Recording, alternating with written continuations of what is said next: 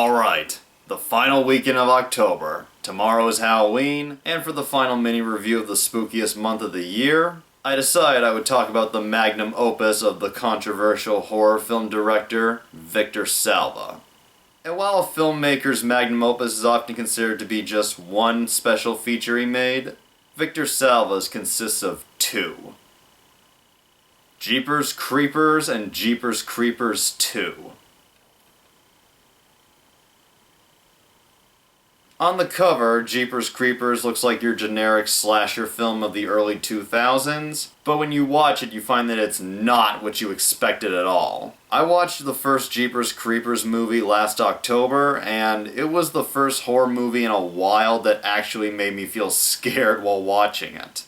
I usually like to watch movies I've never seen before right after I wake up, so when I watch it I'm a little on edge. The plot for Jeepers Creepers is very simple. A brother and sister, played by Justin Long and Gina Phillips, are driving home from college, and while passing through rural areas, they encounter this mysterious stranger driving a real demonic-looking truck, and they witness him throwing bodies down a pipe that goes into the ground.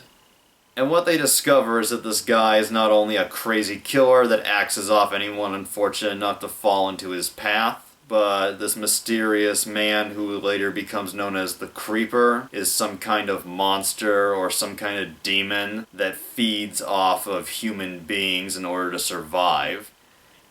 I will admit, Victor Salva's horror movies have a tendency to use just about every cliche that is known in the horror genre, but here's the thing. Filmmaking-wise, visual-wise, makeup-wise, Victor Salva really knows how to scare you. So when I was watching the first one, I knew that a certain cliche was gonna come when I saw the signs for it, but I was so on the edge of my seat, I was feeling tense. I was like, okay, get to the cliche, get it over with, get the cliche over with. It is full of some of the best jump scares you could imagine, and it really had my heart pounding. And as for Jeepers Creepers 2, this will be a shocker to most. Francis Ford Coppola, the Godfather director, produced the Jeepers Creepers movies. And the plot for the second one is, a few days after the events of the first film, a bus full of high school jocks and cheerleaders is on its way back home from a big game when the Creeper strikes and strands them in the middle of nowhere. All the while, the father of one of the Creeper's previous victims, played by the extremely underrated Ray Wise, sets out to fight the Creeper to the death.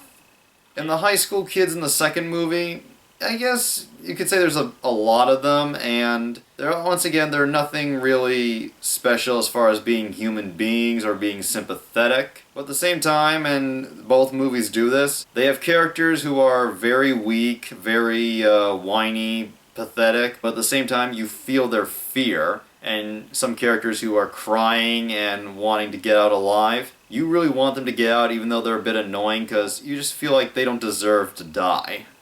And while the first Jeepers Creepers put me on the edge of my seat with the scares, the second one, when you come down to it, isn't as scary as the first, and in fact, it's more of an action film than it is a horror film. Such as when Ray Wise fights the Creeper at the end using a badass harpoon gun. And the action is pretty decent. If you're a fan of the first one and you want to be put on the edge of your seat and scared, then the second one may not appeal to you, but if you want a fun action monster flick, the second one will appeal to you. Throughout the second Jeepers Creepers film, we see a bunch of the jocks taking their shirts off, going around shirtless, and there's a few scenes that definitely have a very gay, erotic vibe to them. And it makes sense, Victor Salva's gay. And the movie actually has the characters bringing up the topic of homophobia and accepting gay kids with them, and other characters acting disgusted at the idea of homosexuality. And you wonder, why is it in the second movie? And I guess next to Victor Salva wanted to have a bunch of sexy, buff young men in the movie. He wanted to bring up some topics that are personal to him.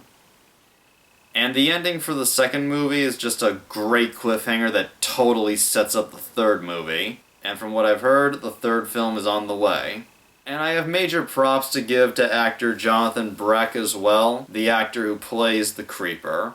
And before I end this video, I should bring up what is controversial about Victor Salva, because if I don't, people will surely give me a lot of crap for it.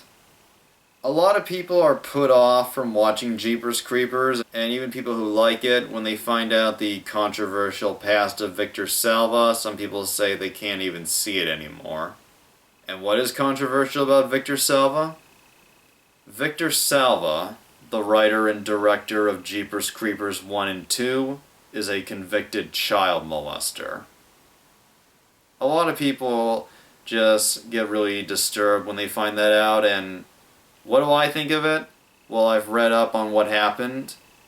He molested the lead actor of his first movie, Clown House, and the lead actor was a 12-year-old boy, and Victor Salva was caught with videotapes he had made of him and the boy together. He pleaded guilty and went to prison, and if you're wondering why does he still have a career after this, well, Francis Ford Coppola, he helped get Clown House made, and I guess he saw something in Victor that made him believe he had potential, and he kept with him for many years and helped him get his career back on track.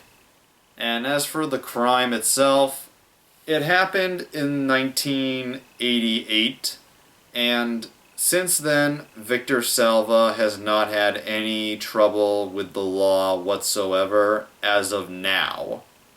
And the fact that it's been that long and nothing has happened since, I think that does mean something. And watching his movies, he really knows how to do horror well.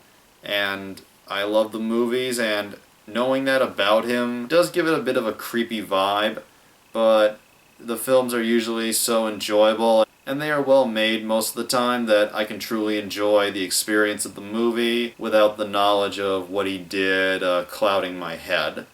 But people who like movies, like horror movies, who get put off by this kind of thing, I'd like to make a point. Mark Wahlberg, when he was 16 years old, attacked a man and blinded him in one eye. And he went to prison briefly, and that man, whoever he is still blind to this day. And Mark Wahlberg has been able to get himself back on the right track, and he's stayed on the right track. He's made a lot of great movies, and he's become a pretty good man. And people can watch his movies without feeling the least bit unnerved or disturbed knowing what he did back then. To most audiences, it is completely forgotten. And my thought is, if people can do that for Mark Wahlberg, then they should do the same for Victor Salva. To me, both crimes are equally horrible, and they both left a permanent impression on the victims.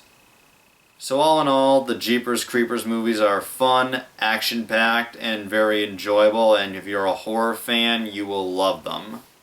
And if you choose not to, that's okay, but I believe the work of Victor Salva is definitely worth checking out.